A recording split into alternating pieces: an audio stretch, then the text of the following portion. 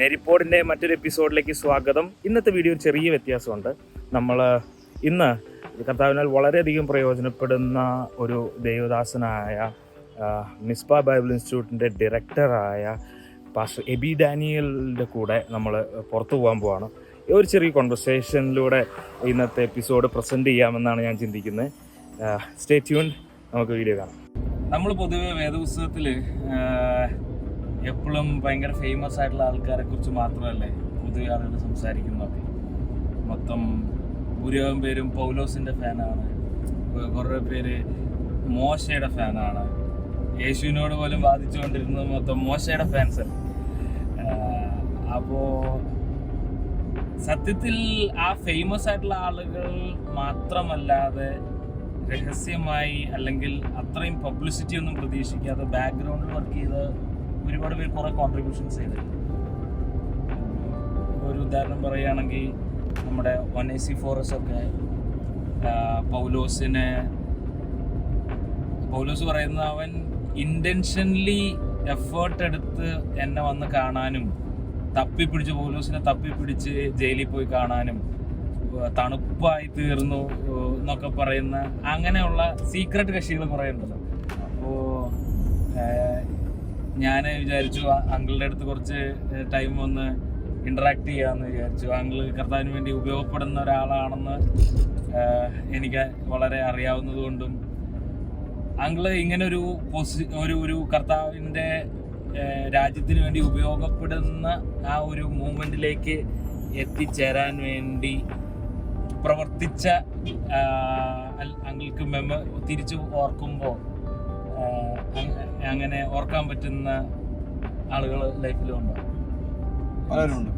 അതിനേക്കാൾ മുമ്പേ നമ്മൾ പൗലോസിന്റെ കാര്യം പറഞ്ഞപ്പോഴേ, പൗലോസിന്റെ തണുപ്പിച്ച ഒരാളാണ് പറഞ്ഞത്.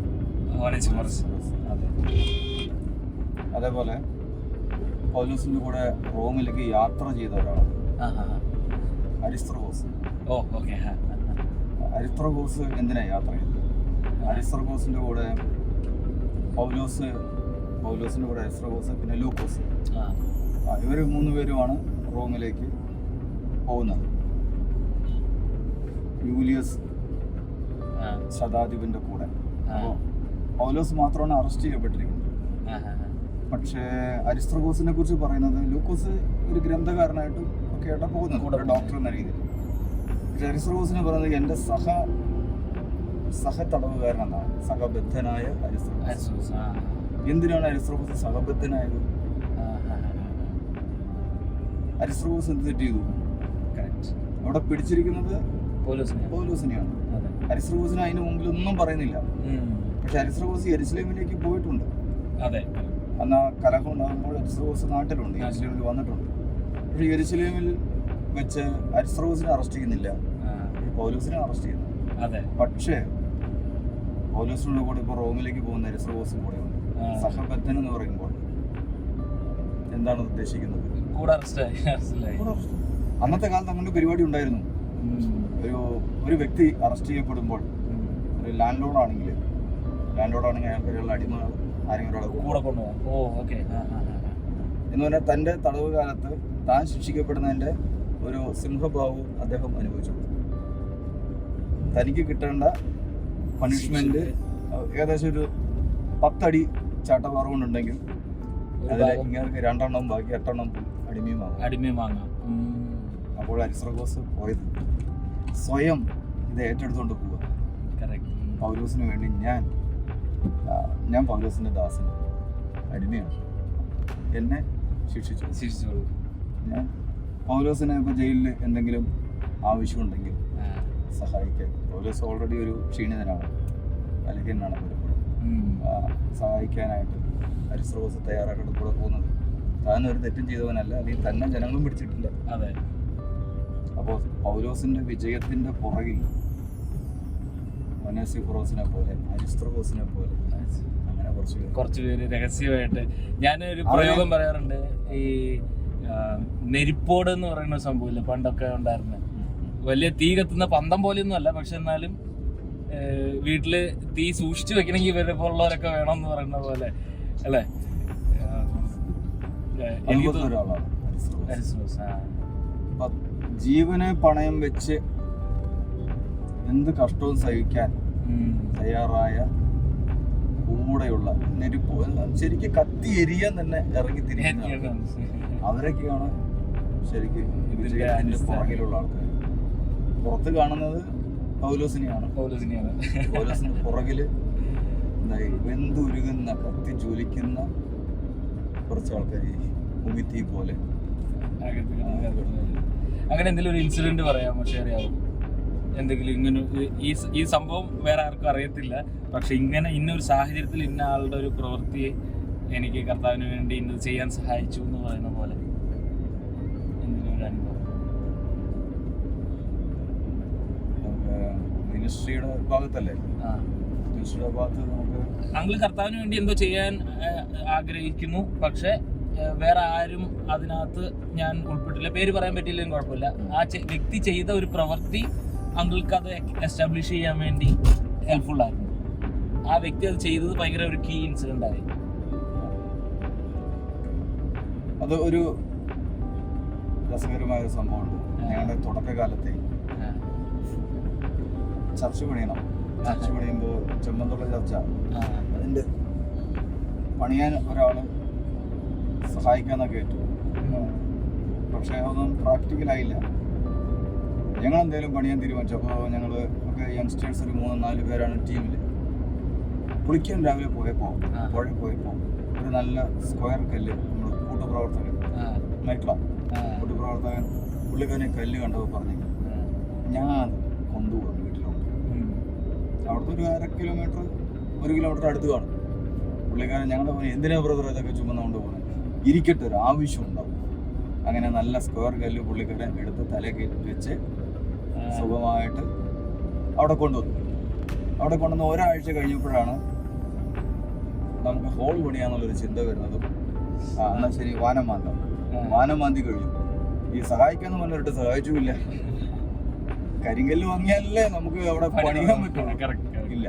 പക്ഷെ എന്തായാലും പ്രാർത്ഥിച്ച് തീരുമാനിച്ച ഡേറ്റ് ആയി. അന്ന് നമുക്ക് കല്ലിട്ടേക്കാം. അന്ന് ഈ പറഞ്ഞ പ്രാർത്ഥിക്കാനായിട്ട് ഒരു പാസ്റ്ററും വരുന്നു. കല്ലില്ല. ഇദ്ദേഹം വന്നപ്പോഴാണ് മൈക്കിൾ പറയുന്നത്, അത് നമ്മൾ കഴിഞ്ഞ ദിവസം പുഴയെന്ന് കൊണ്ടുവന്ന കല്ലിവിടെ കിടപ്പുണ്ടല്ലോ, ആ നല്ല സ്ക്വയർ കല്ല്, അതാണ് എടുത്ത് പ്രാർത്ഥിച്ച് കല്ലിട്ട് ആ കല്ലിന്റെ മുകളിലാണ് ചർച്ച വന്നത്. പുള്ളിക്കാരനൊക്കെ ഒന്ന് ഒരുപാട് അധ്വാനിച്ചിട്ടുണ്ട്. പുറത്ത് അറിയുന്നില്ല. അന്ന് കല്ലിട്ട ആ വ്യക്തി അന്ന് പ്രാർത്ഥിച്ച് ഇതിന്റെ കാര്യങ്ങൾ തറ പണിയുടെ കാര്യം പണി നടന്നു. ജസ്റ്റ് ഒരു കല്ല് വെച്ചുള്ളെങ്കിൽ അതിന്റെ മുകളിൽ ദൈവമാണല്ലേ.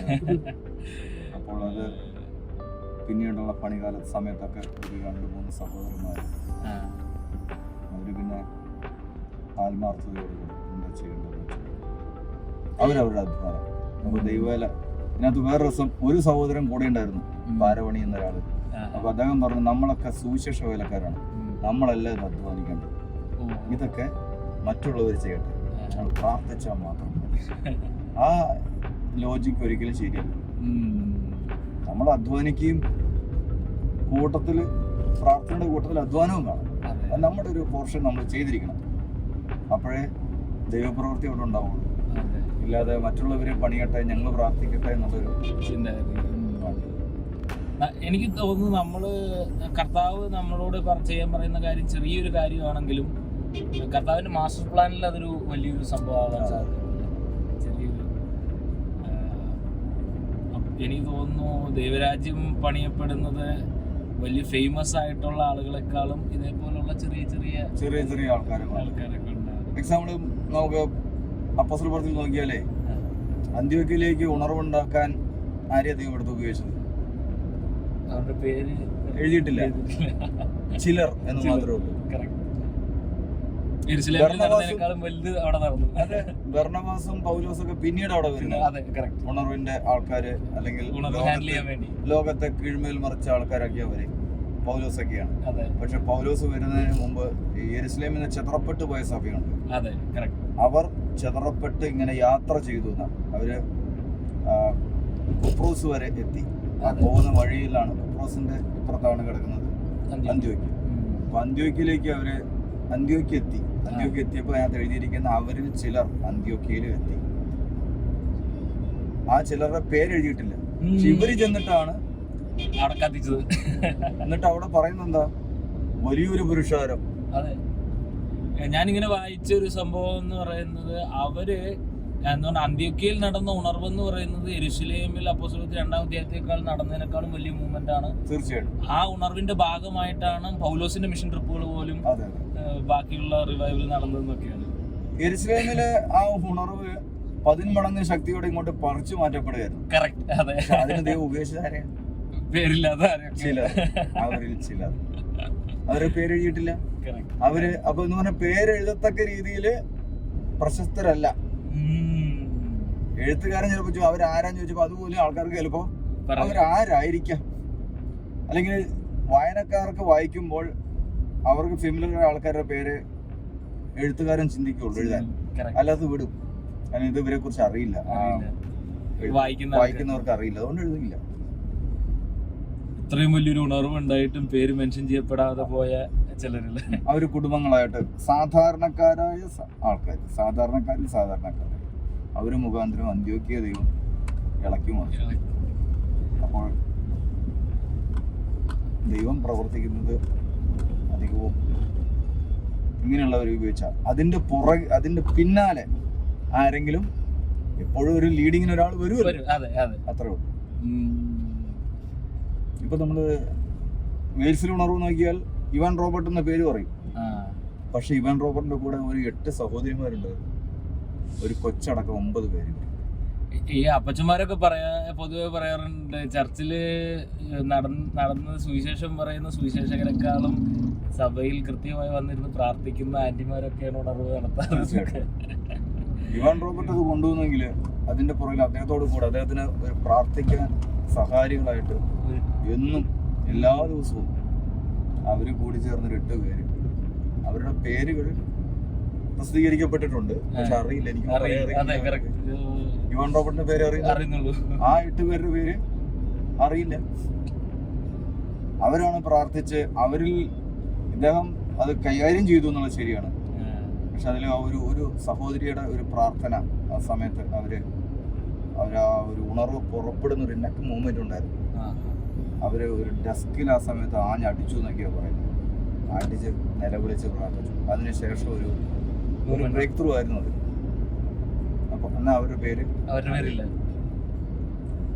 മറിഞ്ഞിരിക്കപ്പെടുന്ന ആളുകൾ. ശരിക്കും തിരശ്ശീലയ്ക്ക് പുറകിൽ വലിയൊരു കൂട്ടവും. ആ കൂട്ടമാണ് ശരിക്കും മൂവ്മെന്റ് ഉണ്ടാക്കുന്നതെന്നാണോ നമുക്ക് മനസ്സിലാക്കേണ്ടത്. വാസ്തവത്തിന് വേണമെങ്ങനെ പറയാം, നിങ്ങൾക്ക് പ്രതിഫലം കിട്ടിപ്പോയ സത്യം ഈ ഫ്ലാഷ് ആയിട്ട് അറിയപ്പെടുന്ന ആൾക്കാർക്ക് ഈ ലോകത്ത് തന്നെ അവർക്ക് ബഹുമാനം കിട്ടി. പക്ഷെ നിത്യതയില് ആരുടെ പേരായിരിക്കും അവിടെ കാണുക, ആരുടെ കണ്ണുനീരിനാണോ വില ഉണ്ടാകുക. എനിക്ക് തോന്നുന്നപ്പോ നമ്മള് ഫ്രണ്ടിൽ വരാൻ ശ്രമിക്കുന്നതിനേക്കാളും ബാക്കിൽ നിന്ന് പുഷ് ചെയ്യുന്നതിനാണ് പവർ കൂടുതൽ. തീർച്ചയായിട്ടും പുഷിങ് ഇല്ലാതെ കാര്യം ഫ്രണ്ടോട്ട് വരില്ല. പക്ഷെ ദൈവം അത് ഒരാളെ എടുത്ത് ഉപയോഗിക്കുന്നു. അതെ, ഫ്രണ്ടിലുള്ള ബാക്കിലും മോശം അല്ലെങ്കിൽ നല്ലതെന്നുള്ളതല്ല, ഒരാളെ എടുത്ത് ഉപയോഗിക്കുന്നു. അപ്പൊ അവർക്ക് മാത്രം വലിയ പ്രാധാന്യം നമ്മൾ കൊടുക്കുന്നുണ്ട് എന്നുള്ളത് നമ്മുടെ പരാജയമാണ്. നമ്മൾ അവരെ സൂപ്പർ ഹീറോസ് ആക്കുക എന്ന് പറയുന്നത് നമ്മുടെ കുഴപ്പമാണ്, ദൈവത്തിന്റെ പ്രശ്നമല്ല. വളരെ ഇമ്പോർട്ടൻ്റ് ആയിട്ടുള്ള, പക്ഷേ എന്നാൽ വളരെ സിമ്പിളായിട്ടുള്ള ഒരു നല്ല കോൺവെർസേഷൻ ആയിരുന്നു അല്ലേ. ഒരു കല്ലെടുത്ത് സൂക്ഷിച്ചു വയ്ക്കുന്ന, അല്ലെങ്കിൽ ആ കൃത്യസമയത്ത് ഒരു കല്ല് എടുത്തു വെച്ച ഒരു സുഹൃത്ത്, ഒരു നെരിപ്പോട് ഒരു ദേവാസൻ്റെ ലൈഫിൽ എത്രമാത്രം അത് ഇപ്പോഴും ഓർത്തിരിക്കുന്നു, അത് എത്രത്തോളം ഇമ്പാക്റ്റ്ഫുൾ ആകുന്നു എന്ന് ആ കോൺവെർസേഷനിൽ ഞാൻ കേട്ടപ്പോൾ എനിക്ക് വളരെ സന്തോഷം തോന്നി. നമ്മൾ ചെയ്യുന്ന ചെറിയ ചെറിയ കാര്യങ്ങളായിരിക്കാം ദൈവരാജ്യത്തിൻ്റെ വലിയ വലിയ മൂവ്മെൻറ്റുകൾ ഉണ്ടാകുന്നത്. നമ്മൾ ചെയ്യുന്ന ചെറിയ ചെറിയ കാര്യങ്ങളായിരിക്കാം ചില ദൈവഭൃത്യന്മാർക്ക്, അല്ലെങ്കിൽ കർത്താവിന് വേണ്ടി വളരെയധികം പ്രയോജനപ്പെടുന്ന ചിലർക്ക് ഒരു തണുപ്പായിത്തീരുന്ന ഒനേസിഫോറസിനെ പോലെ ഒക്കെ ഒത്തിരി തണുപ്പിക്കുന്ന, കർത്താവിന് വേണ്ടി സൈലൻ്റായി ഇരിക്കുന്ന ചില നെരിപ്പോടുകളായി തീരട്ടെ. ഇനിയും ഇതേപോലെ പല ദൈവദാസന്മാരുടെയും പേഴ്സണൽ സ്റ്റോറീസും കൊണ്ട് ഞാൻ നിങ്ങളുടെ മുമ്പിൽ വരും. ഞാൻ നിങ്ങൾക്ക് ഒത്തിരി നെരിപ്പോടുകൾ കണ്ടുപിടിക്കാൻ കഴിയും, നിങ്ങൾക്ക് പ്രസൻറ്റ് ചെയ്യാൻ കഴിയുമെന്നൊക്കെയാണ് ഞാൻ ചിന്തിക്കുന്നത്. വീണ്ടും അടുത്തൊരു എപ്പിസോഡിൽ കാണാം. ബൈ.